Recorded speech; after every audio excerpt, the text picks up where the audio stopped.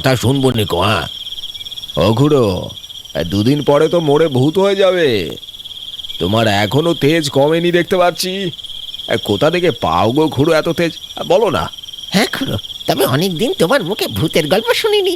তবে রে বেটা, আমার তেজ নিয়ে কথা বলিস, এমন দেব না তোদের মাথা ঘুরে ওইখানেই পড়ে যাবে। আহা আহা, তোরা তো রাগারাগি করছিস কেন বলতো এই বুড়ো মানুষটারে নিয়ে?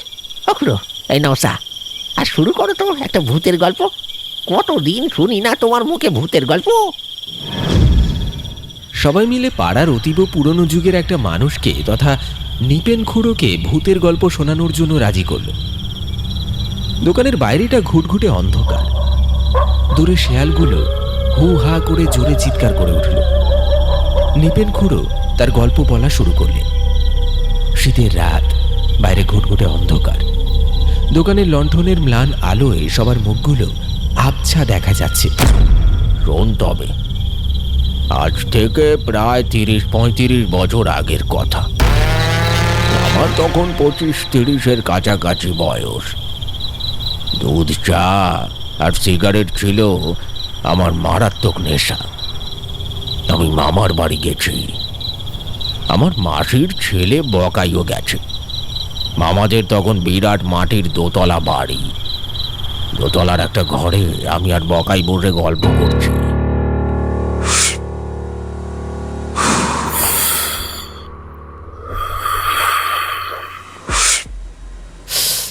উফ, আজ কি ঠান্ডা পড়েছে দেখছিস?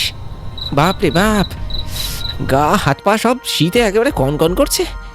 একটা বিড়ি খাবো, তাও আবার লুকিয়ে খেতে হচ্ছে। মামা যদি ধোঁয়া ধরে ফেলে তাহলে আজ বাইরে শুতে হবে। আরে ধুর, মামা এখন ঘুমে বেহুশ। চল চল, তাড়াতাড়ি একটা ধরিয়ে দে তো। এই নে, আমারটা নে।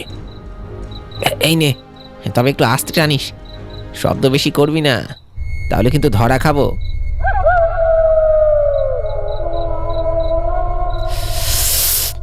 ও, এই শীতে একটা বিড়ির মজা আলাদা রে বকাই।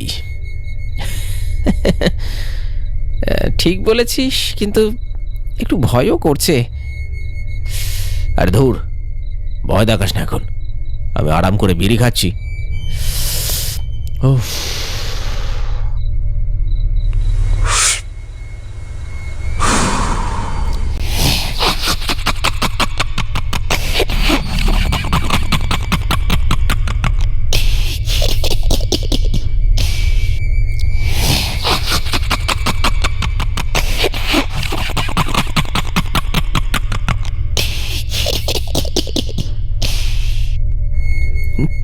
কি রে দাদা, তুই কিছু শুনতে পাচ্ছিস? কি ব্যাপার, কারা যেন হাসছে মনে হচ্ছে। এত রাতে কে হাসছে রে? মনে হচ্ছে বাড়ির পিছন দিকটার বাঁশ বাগান থেকে আওয়াজটা আসছে।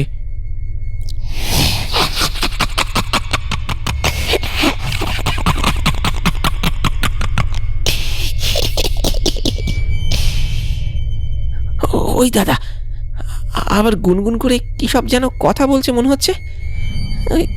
কারা ওরা? এত রাতে এখানে কি করছে? হ্যাঁ, আরে চুপ কর, ভালোভাবে শুনতে দে।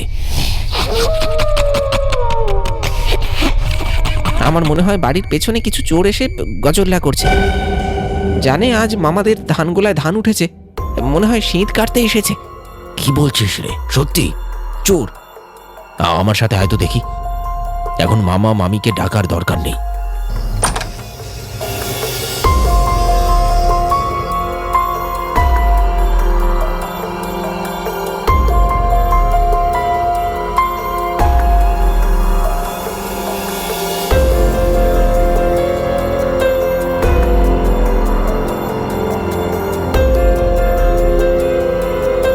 চোর ধরার দুঃসাহস নিয়ে খুড়ো এবং বকাই হারিকেন হাতে নেমে এলো। কিন্তু নিচতলায় নেমে তাদের মনে হলো হাসি আর ফিসফিসানির আওয়াজটা যেন আরো কাছে এসে গেছে। বকাই, আস্তে, হারিকেনটা সাবধানে ধর, সোজা পিছনে চল।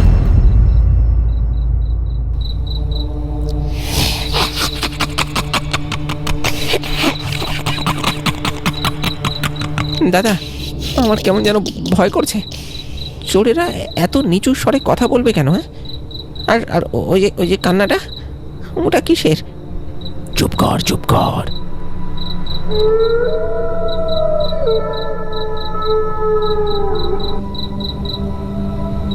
হারিকেনটা ওইদিকে ধর দেখি। বকাই হারিকেনটার আলো বাঁশ বাগানের দিকে ফেলতেই আলোটা একদম সাদা একটা জিনিসে গিয়ে স্থির হলো। সেটি কোনো মানুষ নয়, সেটি হলো একটি ছোট সাদা কাপড়, যা বাঁশের সাথে ঝুলে দুলছে। আর তাতে যা দেখা গেল, তাদের সারা শরীরের সমস্ত রক্ত যেন জমাট বেঁধে গেল। প্রায় 8-10 জন মানুষের অস্পষ্ট অবয়ব, কেউ বসে কেউ শুয়ে, যেন এক গোল হয়ে আড্ডা মারছে। কিন্তু তাদের কারোর মুখ স্পষ্ট নয়, শুধু শরীরের ভেতরের হাড়গুলো পর্যন্ত দেখা যাচ্ছে। তাদের মধ্যে থেকে আসছে সেই হাসি আর কান্না মেশানো ফিসফিসে আওয়াজ। আরে ধুর খুড়ো, থামলা কেন? কি দেখলে? ওরা কারা ছিল বলো না? হ্যাঁ খুড়ো, ওই সাদা সাদা হাড়ওয়ালা জিনিসগুলো কি ছিল?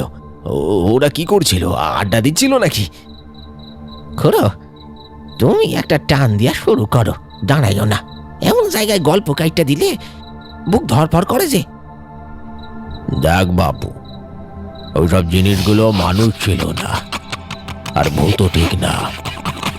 ভূতের মতো ছিল না, ওদের দেখে মনে হচ্ছিল জীবিত আর মৃতের মাঝামাঝি কোথাও আটকানো অশান্ত প্রাণ, যারা বহু বছর আগে একসাথে মরেছিল।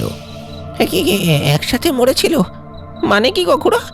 দেখ, ওরা বসেছিল গোল হয়ে, ঠিক যেমন আমরা এখন বসে আছি, কিন্তু ওদের মুখ ছিল না, যেন হাড়ে হাড়ে ঠোকাঠুকি আওয়াজ হচ্ছিল। তারপর খুড়ো, তারপর কি হলো? মানুষ মরে গেলে শরীর পচে যায়, কিন্তু যদি মৃত্যুর পরেও কোনো দেহ শান্তি না পায়, তাহলে আত্মা শুধু ভেসে বেড়ায় না, যন্ত্রণা নিয়ে ছুটে বেড়ায়। ওরা ঠিক সেই রকম।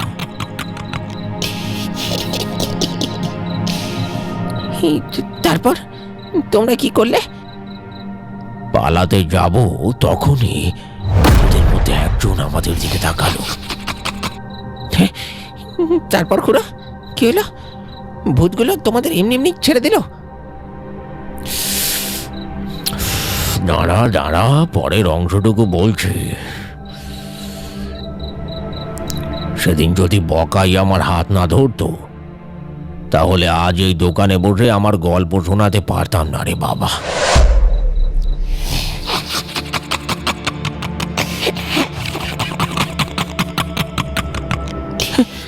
দাদা, দৌড়াবি নাকি চিৎকার করব? চুপ কর, চুপ কর, একচুল নড়বি না, ওদের সামনে নড়লেই সর্বনাশ। খুড়োর সেই কথা শুনে বগাই পাথরের মতো দাঁড়িয়ে রইল। তারা দুজনে সেই মুহূর্তে বুঝেছিল নড়াচড়া করলে তার ফল আরো ভয়ঙ্কর হবে। আর ঠিক সেই সময় একটি ছায়ামূর্তি তাদের দিকে তাকালো। তখনই ঘটল সবচেয়ে ভয়ঙ্কর ঘটনা। অবয়বটির মুখটা হাঁ হয়ে গেল, যেন সে চিৎকার করতে চাইছে, কিন্তু কোনো শব্দ বের হলো না। শব্দের বদলে তাদের দিকে ছুটে এলো এক অসহ্য পচা গন্ধ। দাদা, দাদা, গন্ধটা বড্ড খারাপ। আমার দম বন্ধ হয়ে আসছে। সহ্য কর, ওদের চোখে চোখ রাখবি না।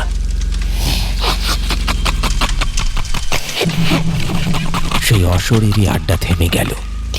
পুরো বাঁশ বাগান এখন ভূতের আড্ডাখানা। খুড়োর মনে হলো যদি তারা এখন এক পাও নড়ে, তাহলে ওরা ছুটে আসবে। বগাই, একদম আস্তে, পা যেন মাটিতে থাকে, শব্দ না হয়। আমরা আস্তে আস্তে পিছন দিকে সরব। খুড়ো আর বকাই আস্তে আস্তে পিছু ফিরতে শুরু করেছে। আর ঠিক সেই মুহূর্তে তাদের পায়ের নিচে পড়ল একটা শুকনো গাছের ডাল। ক্যাচ করে শব্দ হলো, আর তৎক্ষণাৎ সেই সব ছায়ামূর্তি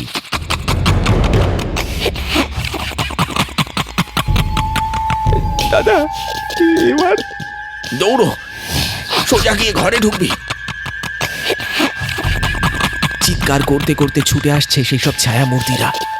খুড়ো এবং বকাই প্রাণপণে ছুটে গেল ঘরের দিকে।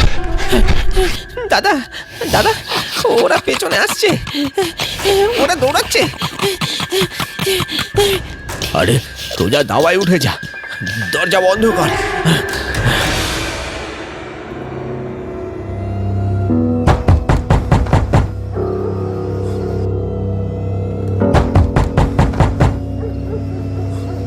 দাদা, দরজা ভেঙে ঢুকে পড়বে না তো?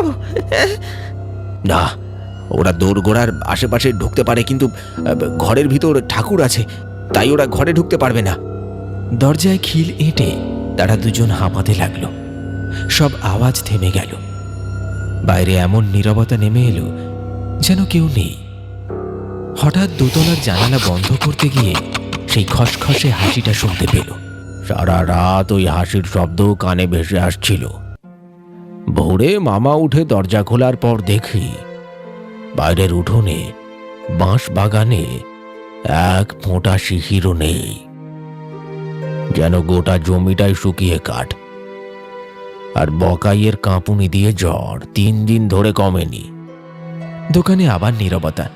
সবাই স্তব্ধ। লণ্ঠনটা কাঁপছে। গদাই, বিলে, হরেন তিনজনেই খুড়োর দিকে তাকিয়ে আছে। খুড়ো, তুমি না বললে বকাইয়ের জন্যই বেঁচে গেলে?